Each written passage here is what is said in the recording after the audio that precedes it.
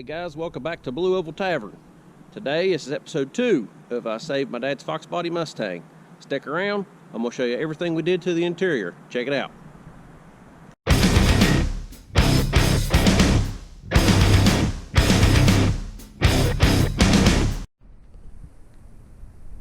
So first off, I want to thank everybody for the crazy good response we've got to the first video.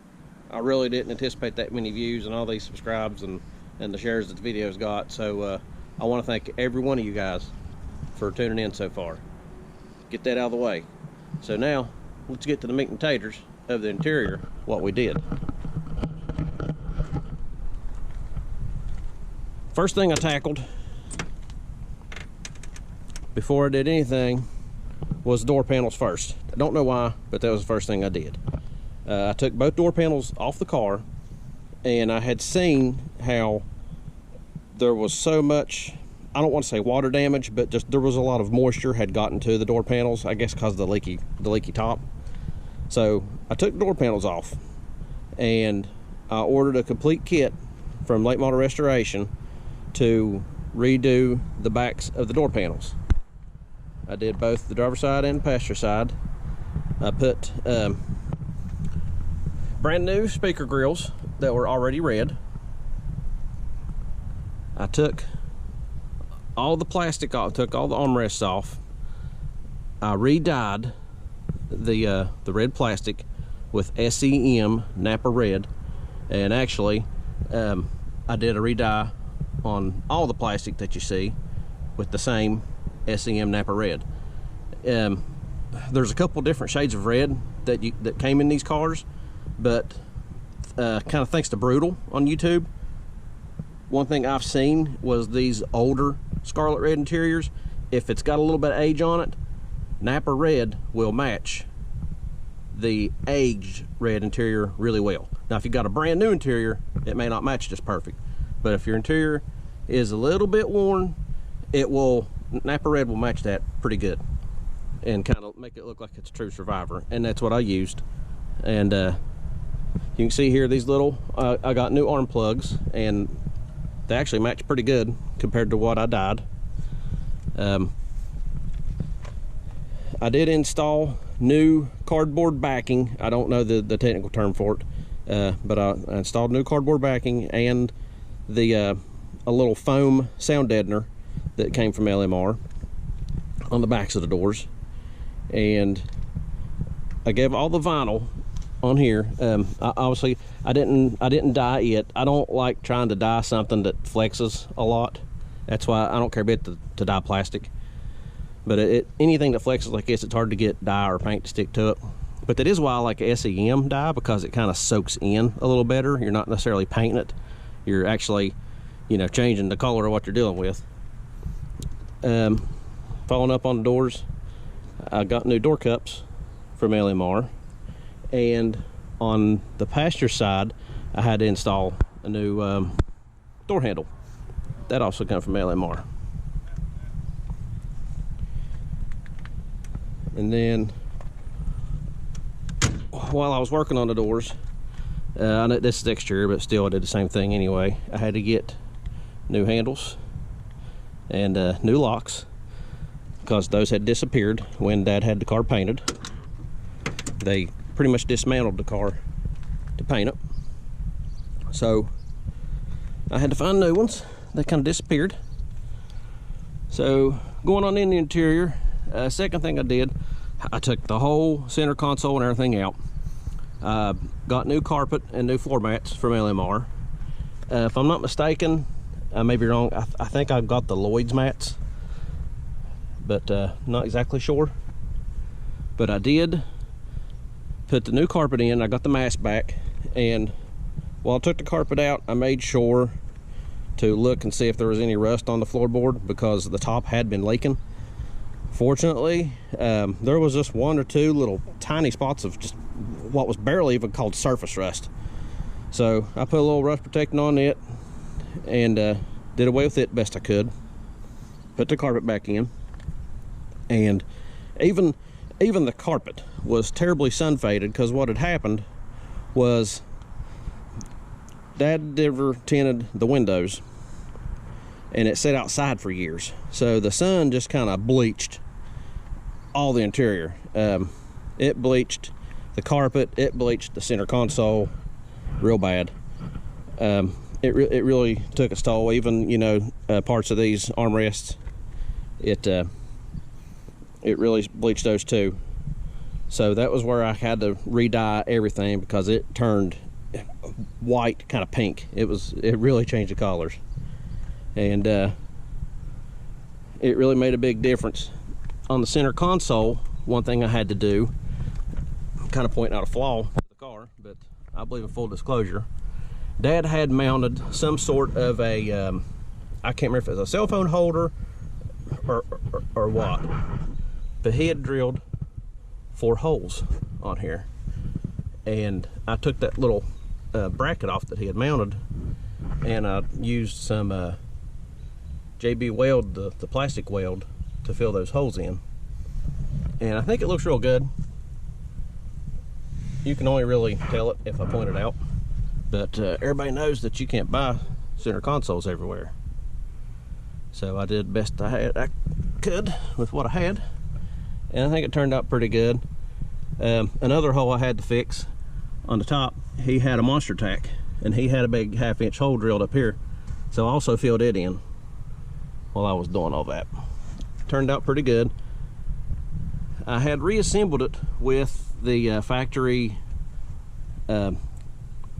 center panel right here on the console, because actually this car still has a functioning ashtray lid on it. And as I started driving the car, it's still garage kept, but I drive it probably 1,000 miles a year, something like that. So I kind of realized that if I'm going to drive this car, I missed having cup holders. And I know everybody puts cups right here. I did too when I was a teenager. But I didn't want to do that with this car because of all the work I'd put into it. I didn't want to deal with you know, sweat rings and whatnot from cups and cans. So what I decided to do was kind of planted the idea for my wife to get me this cup holder center console for Christmas. It's the one with the little charging ports. That way, this is the console that can kind of take a beating daily driving it. If it gets scuffed, I'm not worried about it. If I get a sweat ring in it, I'm not worried about it. Then if I'm going to go to like a real good car show, I'll swap the other console in it that has the ashtray lid on it. But I dyed all this with the Napa Red. I managed to dye this, even though it's flexible. I still put a shot of it on there just to blend it in. I did use some adhesion promoter just to kind of help with the flex a little bit, and I feel like that does help that. So what I did was, when I took the console out, I even took the glove box off. I took all this out of the car underneath the steering wheel, took all that out. I even took the little latch out of this, and I resprayed all of this with Napa Red. I re-dyed the kick panel, but then as far as this little rocker trim, I did not paint it. I just cleaned it real good, so you can kind of see right here how good Napa Red matches a worn scarlet red interior. You really can't tell what's painted and what's not. The top of the dash, what I used was actually from LMR. I got graphite black, maybe graphite gray. I used it instead of like SEM Landau black or the black that LMR sells. Everybody says that's the factory color on the top, but from my experience, these earlier Aero Foxes, 87, 89, I don't know if it's just because the sun fades them or what, but everyone I've seen, this is not really black. You can actually see the speaker grill right here. I did not paint it, I just cleaned it. I dyed this with the charcoal gray from LMR, and you can't tell what I painted, what I haven't. Same with the dash bezel. I did not paint the dash bezel. that's the factory color. And then compare that to the graphite that I used. It's the same color. So I'm very pleased with that. That's how my 87 LX looked that I had. It was not a true black at the top. And ever since Dad bought this car in 1993, that was never a true black. So that's why I chose the graphite gray. And it took me a couple tries with a couple different paint colors to find the match I wanted, but it turned out really good. And then I used some white exterior touch-up paint from my S550 Mustang. That's what I used to touch up the little squares on the vents. And I did track down an OEM radio from Todd Lane on Facebook. He refurbishes these. Nowadays he even puts Bluetooth in them. I bought mine before he started doing the Bluetooth, so I need to get with him and get that retrofitted onto mine. And I even tracked this down from, actually bought it from Neo Mustangs. He sells a lot of restoration parts on eBay, so it actually came from him.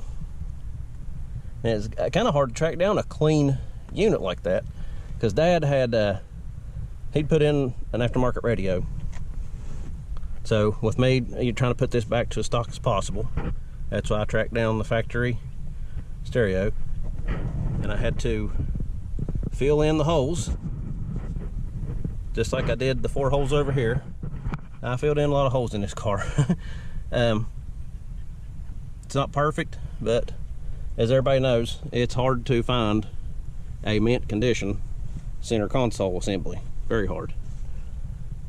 Went ahead and put a MGW shifter in here. Big fan of anything that George does. George is a buddy of mine, and he makes the best shifters on the market. And I put an MGW shifter in every car that I own, every car I work on. Love my MGW stuff. So here's the seats. We kind of addressed those. These are still the original seats. You can still tell that they're a little sun bleached, but like I said in the first video, the reason I did not change the seats out is because that's the seats that me and Dad sat in before. So those are the seats that's going to stay in it, just for sentimental reasons. Well, that'll lead me to even these little seatbelt trim pieces. These were dry rotted and shattered, the inside ones as well as the outside pieces. So I got those from LMR. They were already painted red, actually molded in red, so I didn't have to paint those.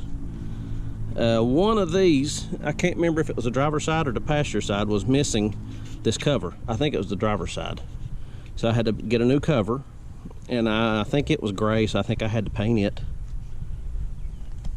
Even these little trim pieces here for the seat belts, I had to get new pieces of those from LMR.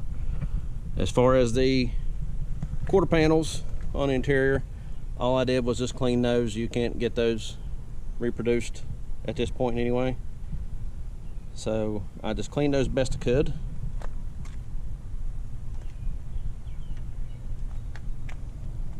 Everything looked good on this side. So just finishing things up here. So there's the other trim that I had to get, and there's the other seat belt piece. So this one looks a little worse than the other one, so the other one is the new one I had to get. Here's the little seat belt trim that I replaced. And everything as far as the dash bezel is still factory, the way it came. Got the fresh floor mats, door cut bezels that I bought from LMR. I had to get a new trim piece on this side from LMR, but just this side only. This is still the factory door handle. Speaker grill from LMR. That's the new dyed armrest. And we did put in new door lock actuators in both doors as well while we had it apart. So that's kind of the overview of the interior we did. We decided not to do anything full custom, really, other than the MGW shifter and the cup holder center console. Everything's stock in here. I don't know what this hole is. I don't know what Dad was doing there. That hole was a little bit much work for me to try to fill it in, so I decided not to fool with that.